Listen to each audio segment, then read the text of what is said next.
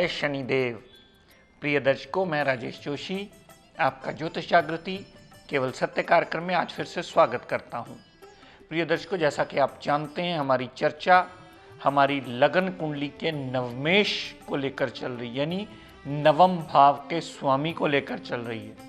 नवम भाव, यहाँ इस लगन कुंडली में ये नवम भाव कहा जाता है। नवम भाव हमारे पिता का, नवम भाव भाग्य का, नवम भाव धर्म को मानने का, नवम भाव विदेश यात्रा का। कल तक मेरी कोशिश रही कि आपको विस्तृत रूप से जानकारी दूं कर्क लगन की कुंडली में, और साथ में मेरी ये कोशिश भी रही कि अलग अलग भावों में उस नवमेश की प्लेसमेंट हमें क्या रिजल्ट्स देती है, इसके बारे में भी आपको जानकारी देता चला जाऊं। आज अपनी इसी श्रृंखला को आगे कंटिन्यू करता हुआ बात करते हैं सिंह लगन की कुंडली। सिंह लगन की ये इसलिए बनी क्योंकि लगन में ही 5 नंबर लिखा है। 5 नंबर सिंह राशि होती है जिसके स्वामी ग्रह सूर्य देवता होते हैं। और प्रिय दर्शकों, आपको ये जानकारी देता हुआ बता दूं कि अगर किसी का भी ये एपिसोड देखने में रह जाए तो आप YouTube पर जाकर हमारा ये कार्यक्रम भी देख सकते हैं, क्योंकि बहुत सारे लोग इससे लाभान्वित होना चाहते हैं पर समय की वजह के कारण, तकनीकी किसी खराबी के कारण जो नहीं देख पाते, वो YouTube पर जाकर डेली का हमारा प्रोग्राम देख सकते हैं। हम इसे डेली अपलोड कर देते हैं। तो प्रिय दर्शकों, सिंह लगन की कुंडली, सिंह लगन की इसलिए 5 नंबर लगन में सूर्य उसके स्वामी बने। सूरज देवता ने मंगल देव को क्या दिया, आप ये भी नोट करते चले जाइए जो दर्शक हमारे साथ नए जुड़े हैं। सूर्य देव और मंगल देवता में अति मित्रता है, ये दोनों देवताओं में आते हैं। दोनों का तत्व भी एक ही है, दोनों अग्नि तत्व के ग्रह माने जाते हैं। तो इसलिए सूर्य देव ने मंगल देव को क्या दिया, सूरज देव ने मंगल देव को चौथे भाव का मालिक बनाया। चौथा भाव, माता, गाड़ी, भूमि, वाहन, मकान, सारी सुख सुविधाएं, आपकी जमीन जायदाद, आपका नेटिव लैंड, इनका चौथा भाव बना और उसका मालिक मंगल देव को सूर्यदेव ने बनाया। और नवम भाव, जैसा मैंने आपको अभी बताया कि पिता, भाग्य, धर्म को मानना, विदेश यात्रा जैसी मेजर इंपॉर्टेंट डिपार्टमेंट्स का मालिक मंगल देव को बनाया। तो इस लगन कुंडली में नवमेश यानी आपके भाग्य के मालिक मंगल देवता बने।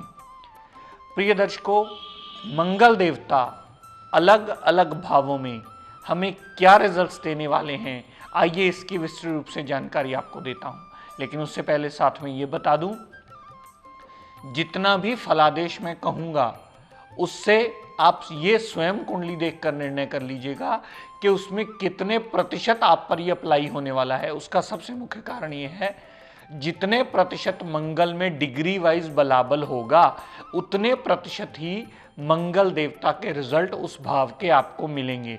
मैं यहाँ से बोलूँ कि मंगल देव लगन में पड़े हैं, बहुत अच्छा फल देने वाले हैं, और आपके मंगल 0 डिग्री पड़े हो, मंगल अस्त अवस्था में हो, मंगल 29 डिग्री हो, तो आपको कोई रिजल्ट उस भाव का नहीं मिलने वाला, वो रिजल्ट योग कारकता के नहीं मिलने वाले। तो कहने का तात्पर्य प्रिय दर्शकों सिर्फ इतना कि डिग्री वाइज कैपेबिलिटी देखकर ये निर्णय आपको स्वयं करना है कि आपका मंगल कितने प्रतिशत बलाबल लेकर के बैठा है और अपनी दशा अंतरदशा में कितने प्रतिशत पॉजिटिव या नेगेटिव रिजल्ट आपको देने वाला है। योग कारक है तो कभी ये मत समझिएगा कि सदैव पॉजिटिव रिजल्ट ही देगा। वही अगर गलत प्लेसमेंट में आ गया तो पट्टा भी बिठा सकता है। इसकी लाइव एग्जांपल्स आप स्वयं कुंडलियां देख करके नोटिस भी कर सकते हैं। अगर पहली दूसरी बार ये बात ना समझ में आए तो अपने आसपास किसी विद्वान की मदद लेकर के इस बारे में विवेचन भी करवा सकते हैं कुंडली का। तो आइए, अगर मंगल लगन में पड़ा हो, इसकी विस्तृत जानकारी देता हूं। लगन में पड़ा हो मंगल, तो हम ऐसे जातक की कुंडली देखते ही कहते हैं कि मंगल लगन में पड़ा है तो जातक बहुत भाग्यवान है, क्योंकि भाग्य और सुख स्थान को उसने सर के ऊपर रख लिया। ऐसे जातक को सुखों की कमी कभी नहीं आती। माता, गाड़ी, भूमि, वाहन, मकान, सारी सुख सुविधाएं, पिता का सुख, भाग्य का साथ देना, धर्म को मानना, विदेश यात्रा करना, सारे के सारे पॉजिटिव रिजल्ट मंगल देव अवश्य देते हैं। हाँ, पर्सनैलिटी को बोल्ड कर देते हैं, पर्सनैलिटी रौबदार बना देते हैं, क्योंकि मंगल एक अग्रेसिव तत्व है, जातक थोड़ा सा अग्रेसिव भी जरूर हो जाता है। मंगल की प्रिय दर्शकों 3 दृष्टियां होती हैं। जहां मंगल बैठता है अपने से चौथे भाव पर पूर्ण दृष्टि डालता है, अपने से सप्तम भाव पर पूर्ण दृष्टि डालता है, अपने से अष्टम भाव पर भी वो पूर्ण दृष्टि डालता है। अगर मंगल लगन में पड़ा होगा तो मंगल की चौथी दृष्टि चौथे भाव पर आएगी। 1 2 3 4 मंगल की चौथी दृष्टि जो चौथे भाव पर आई तो माता के लिए अच्छा, गाड़ी भूमि वाहन मकान लेने के लिए अच्छा। मंगल की दशा अंतरदशा में अगर कोई जातक मकान लेने का इच्छुक हुआ या भूमि प्लॉट लेने का इच्छुक हुआ या गाड़ी लेने का इच्छुक हुआ तो वो सदैव उसके लिए लाभान्वित होगी और जातक का माता से लगाव भी बहुत होगा। यहाँ से मंगल देव ने जितनी सातवीं दृष्टि सातवें भाव पर डाली तो दाम्पत्य सुख के लिए अच्छा, डेली वेजेस के लिए अच्छा और पार्टनरशिप के लिए भी सदैव मंगल देव अच्छे माने जाते हैं।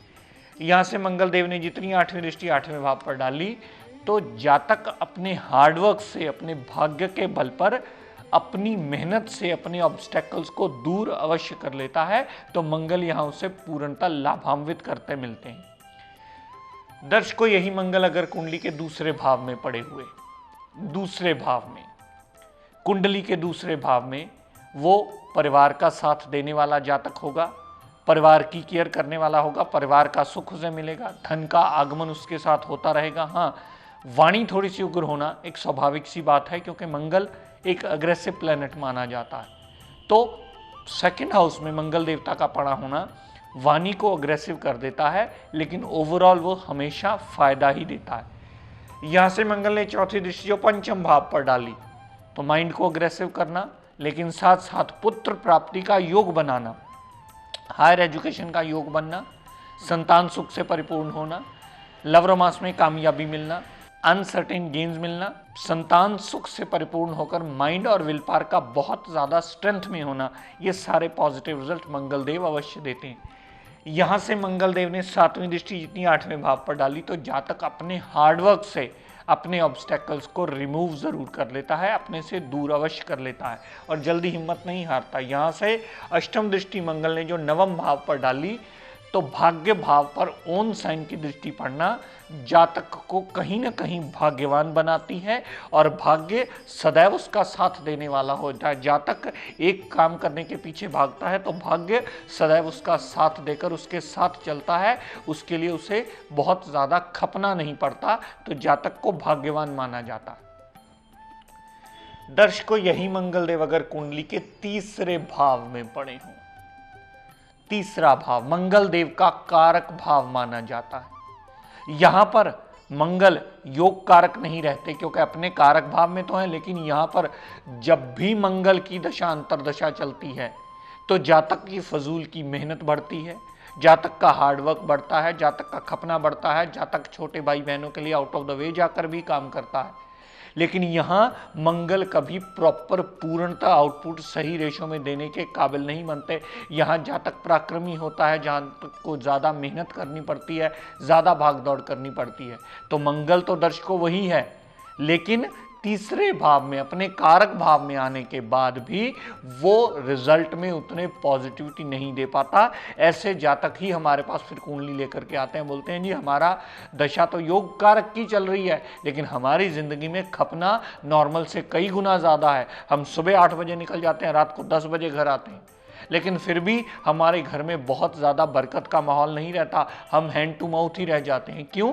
क्योंकि मंगल देव योग कारक है, ये तो आपने देख लिया। मंगल देव चतुर्थेश और नवमेश है, यानी चौथे भाव का स्वामी और नवम भाव का स्वामी, ये भी आपने देख लिया, लेकिन वो पड़ा किस घर में है ये आप देखना भूल गए। अगर ये देखना भूल जाएंगे तो कभी कुंडली का सही विवेचन नहीं कर पाएंगे। योग कारक की डेफिनेशन याद रखिए, जहां बैठना, जहां देखना, जहां जाना, उस घर की वृद्धि कर देना। तो मंगल देव अगर कुंडली के तीसरे भाव में पड़े होंगे तो तीसरे भाव की पूर्णता वृद्धि करेंगे, यानी मेहनत खपना छोटी मोटी यात्राओं की वृद्धि करके आपको लाभान्वित नहीं करेंगे, वो आपको दिक्कत परेशानियां खड़ी करते मिलेंगे। यहां से मंगल देव ने जितनी दृष्टि छठे भाव पर डाली, रोग, ऋण, कर्जा, दुर्घटना, मुकदमा, court case, litigation, house of competition में भी ज़्यादा भागदौड़ करने से मंगल देव बहुत ज़्यादा लाभान्वित कभी नहीं होंगे।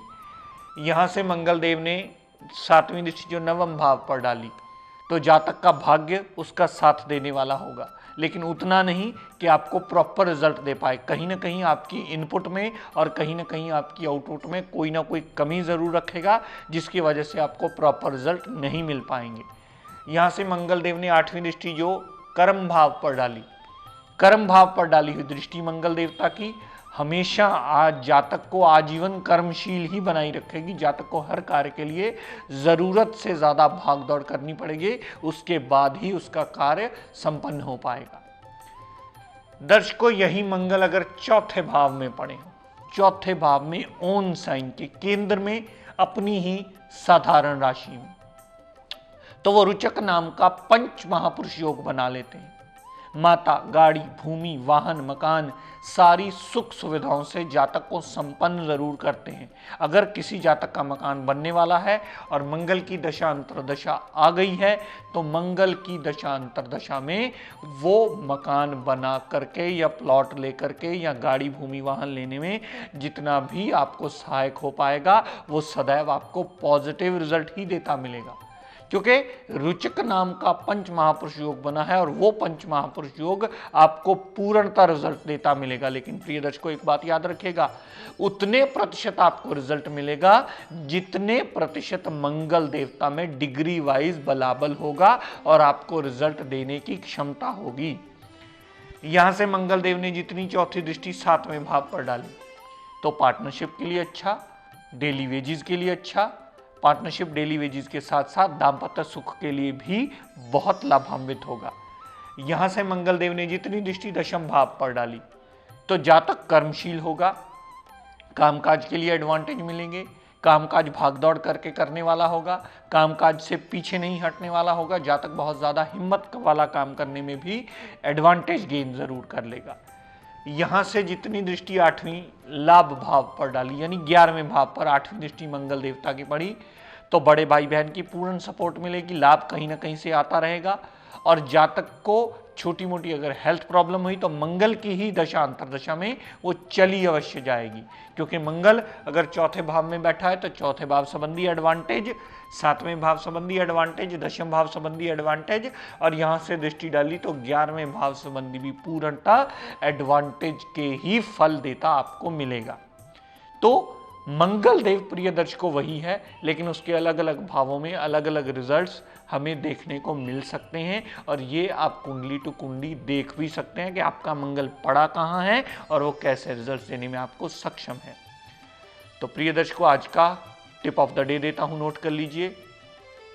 हमारे पास बहुत सारे लोग मिलने आते हैं, जब हम लोग कुंडलियां देखते हैं तो ये पता चलता है कि कहीं ना कहीं बहुत ज़्यादा बुरे ग्रहों के प्रभाव से ग्रस्त हैं, जिसके कारण हमें उपाय बताने पड़ते हैं। लेकिन हम साथ में ये अवश्य कहना ज़रूरी समझते हैं कि अगर शनि, राहु, केतु का प्रभाव बहुत ज़्यादा बढ़ा हुआ हो कुंडली में, आप उपाय कर कर के साथ में अपने ग्रहों की नेगेटिव एनर्जी को डिक्रीज करें। अगर साथ में शनिदेव का उपाय के तौर पर आप व्रत करना शुरू कर देते हैं, तो शनि, राहु और केतु तीनों ग्रहों के उपाय के लिए अगर आप शनिदेव का व्रत कर लेते हैं, तो आपका शनिदेव का किया हुआ व्रत तीनों ग्रहों की नेगेटिव एनर्जी को शांत करके आपका जीवन यापन आसान करने में बहुत बड़ा मददगार जरूर सिद्ध होगा। क्योंकि व्रत करने से ग्रह की उपासना के बराबर इसे माना जाता है। व्रत करने से ग्रह का नेगेटिव प्रभाव आपकी बॉडी प्रति शांत होता है। व्रत में आप पाठ पूजन करें, उस ग्रह की उपासना करें, ताकि ग्रह अपनी नेगेटिव करने आपकी बॉडी प्रति कम करे और आपका जीवन यापन जीने लायक बने। तो प्रिय दर्शकों, व्रत करना सदैव आपके लिए लाभान्वित होगा। मैंने ये शनिदेव के बारे में बताया। आपकी अगर किसी भी ग्रह की खराब दशा चल रही है तो उस दिन वार का भी व्रत आप कर सकते हैं। अगर पहली दूसरी बार ये बात आपको ना समझ में आए तो अपने आसपास किसी विद्वान की मदद लीजिए और ये जानिए कि कौन सा व्रत करना आपके लिए लाभान्वित होता है।